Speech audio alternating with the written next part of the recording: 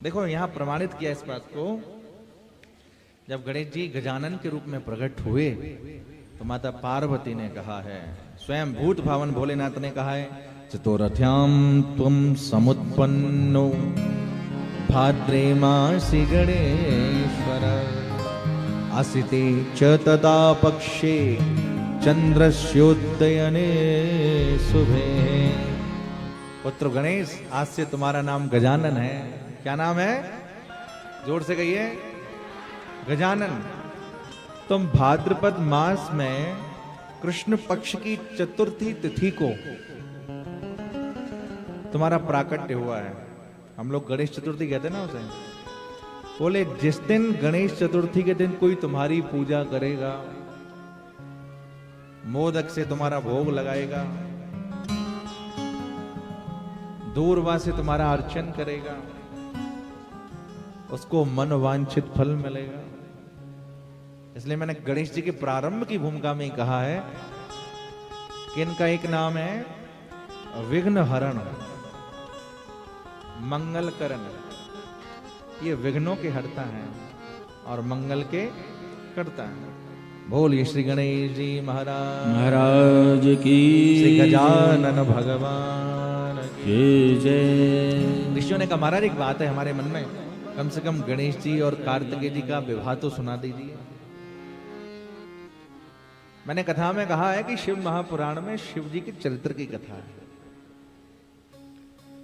भूत भावन भोलेनाथ की कथा है, उनका जो गृहस्थ है उसकी कथा है।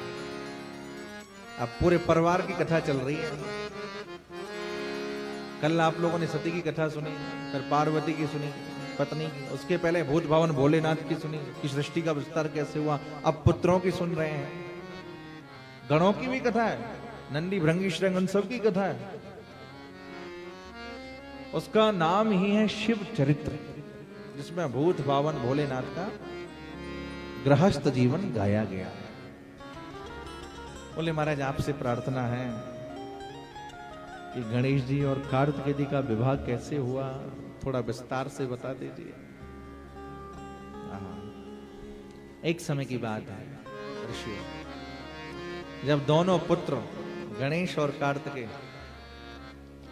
कैलाश पर्वत पर बड़े हो गए, विवाह के योग्य हो गए, तो भूत भावन भोलेनाथ और मां पार्वती के मन में आया कि इनका विवाह कर देना चाहिए। हर हर महादेव, हर हर महादेव। सब कहिए हर हर महादेव। लेकिन गणेश जी कहते हैं पहले मैं विवाह करूंगा, कार्तिकेय कहते हैं पहले मैं विवाह करूंगा। बड़े कौन से हैं? नहीं, गणेश जी बड़े हैं। आप कहेंगे बोले महाराज पहले तो आपने कार्तिकेय की कथा सुनाई है।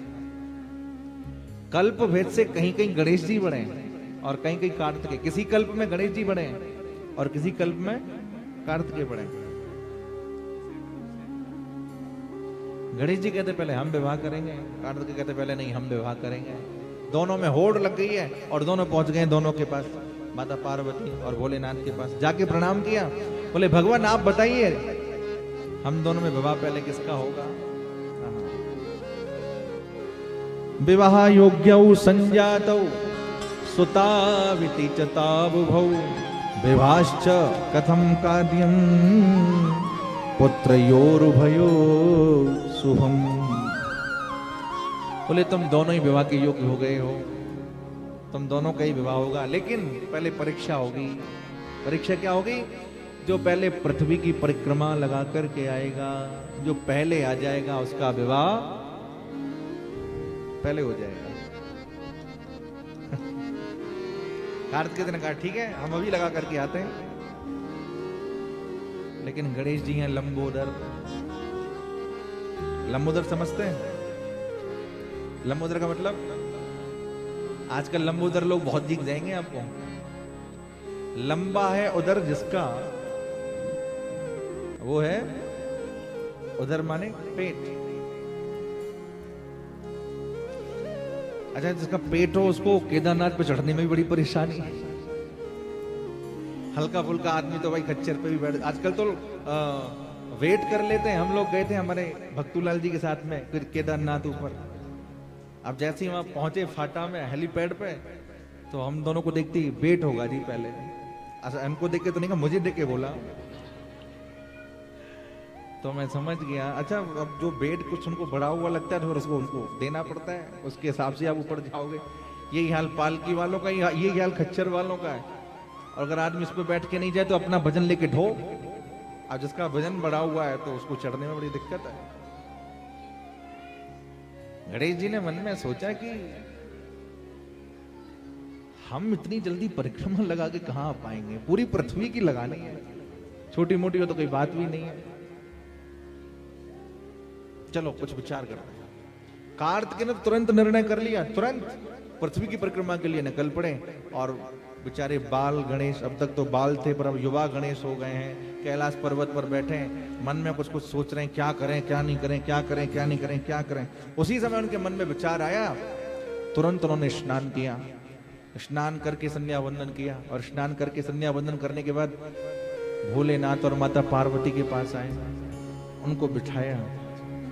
और देखो चतुराई गणेश जी की कर क्या रहे हैं, तेनाथ पूजितौ तौ च प्रक्रांतौ च पुनः पुनः। क्या शिव महापुराण के श्लोक हैं, स्वयं भगवान शंकर इस पुराण को प्रकट कर रहे हैं, ध्यान से सुनिएगा।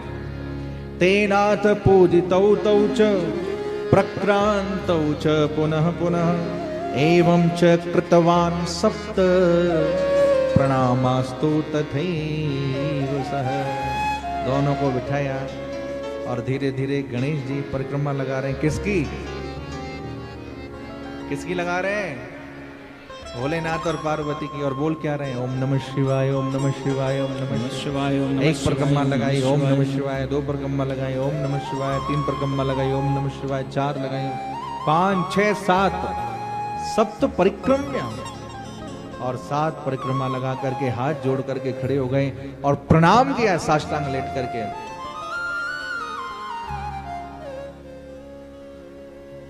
प्रणाम किया, साष्टांग लेट करके प्रणाम किया। आप देख रहे हैं भोलेनाथ और पार्वती। गणेश जी तुमने क्या किया, बोले पिताजी और माताजी ध्यान नहीं करके सुन लो, हमने वही किया है जो शास्त्र का लेख है। बोले क्या, आपने कहा पृथ्वी की परिक्रमा, तो हमने एक परिक्रमा नहीं, हमने तो 7 परिक्रमा लगा ली है। बोले कैसे, बोले आप दोनों माता पिता की परिक्रमा लगाई है। अरे भाई पृथ्वी की थोड़ी लगाई है। तो यहाँ गणेश जी ने प्रमाणित किया इस बात को शिव महापुराण में, भवतौ पूजनम कृत्वा शिवा शंकर योरहम स्वबुद्ध्या ही समुद्रांत पृथ्वी कृत परिक्रमा। जो माता पिता की परिक्रमा लगाए, हर हर महादेव, माता पिता की परिक्रमा लगाने का फल है कि उसने सारी पृथ्वी की परिक्रमा लगा ली। जब आप सोचिए ये कितनी बड़ी बात है, माता पिता कष्ट पाए और हम तीर्थ करने जाएं।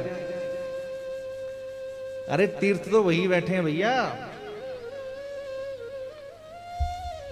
गणेश जी ने कहा भगवान जगतः पितरा शंभु, आप सारे जगत के पिता हैं, और मेरी जो माँ है पार्वती अन्नपूर्णा, ये सारे जगत की माता है, इसलिए मैंने आप दोनों के रूप में पूरी पृथ्वी की परिक्रमा लगा ली है।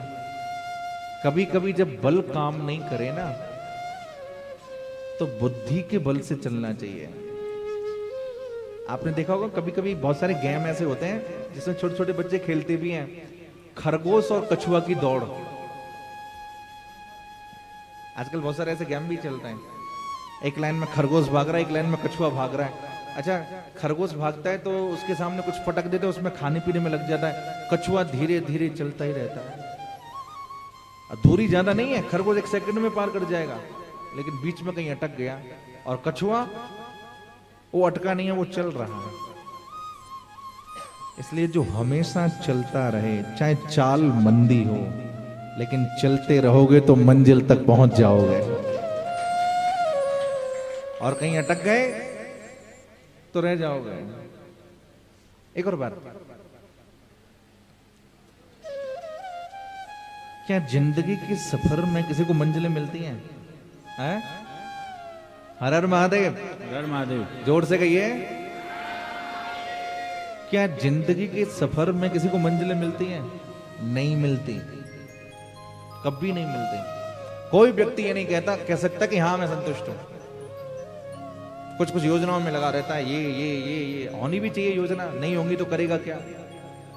लेकिन संतुष्टि भी होना बहुत जरूरी है। इसलिए किसी ने कहा जिंदगी के सफर में मंजिलें कहां मिलती हैं साहब?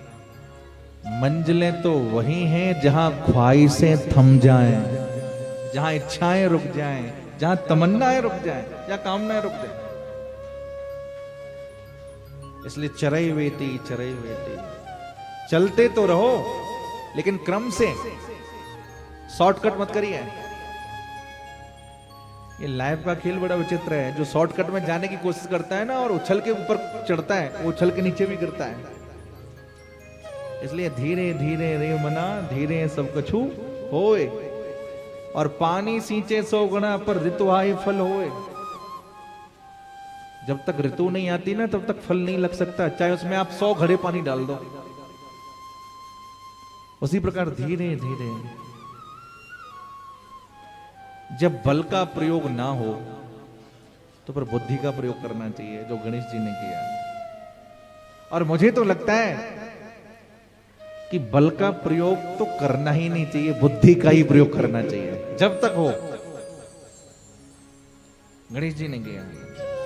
बुद्धिर्यस्य बलम तस्य निरबुद्धिस्तु कृतो बलम, कृपो सिंह मदोन्मत्तः ससकेन नियातितः।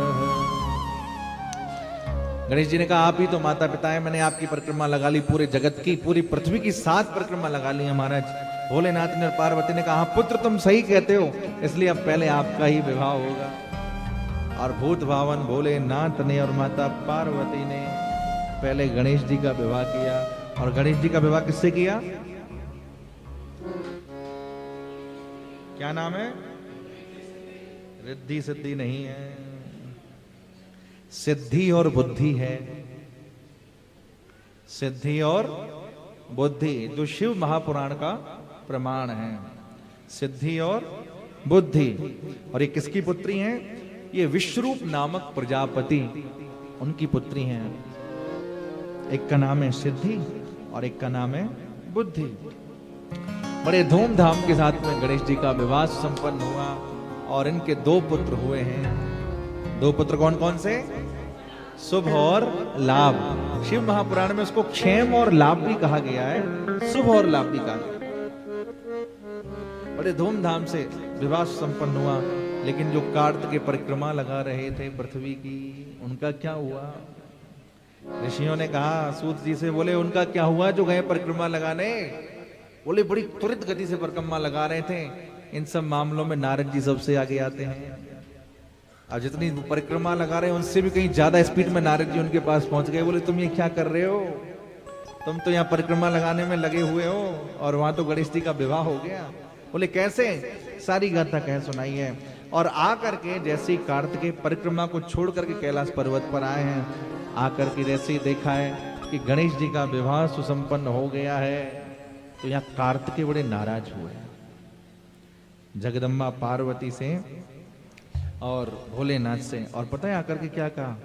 उन्होंने कहा संसार सही कहता है कि छोटा बेटा माता पिता का ज्यादा लाडला होता है, इसलिए तुमने मुझे छोड़ दिया और इसका ब्याह कर लिया। मैं आज के बाद तुम्हारे पास नहीं रहूंगा। और ऐसा कहकर के कार्तिकेय ने तत्क्षण कैलाश पर्वत को छोड़ दिया। और पता है कहां गए? कहां गए?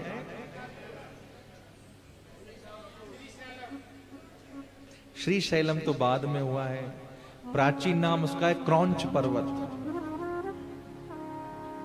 उस क्रौंच पर्वत पर चले गए हैं और क्रौंच पर्वत पर जाकर के नाराज होकर के बैठे। और जैसे ही जाकर के बैठे हैं, माँ के मन में बड़ी ममता आई है, पिता के मन में भी आई है। दोनों गए क्रौंच पर्वत पर, भोलेनाथ और पार्वती जाकर के मनाने लगे तो वहां से भी उठ करके और आगे चले गए। मैं तुमसे बात नहीं करूंगा, तुमने मेरे साथ में ऐसा ठीक नहीं किया। कभी कोई ऐसा होता है पिता पुत्र में झगड़ा हो जाए तो पुत्र नाराज होता है, मां मनाती है, कोई बात नहीं, जो हुआ हो गया।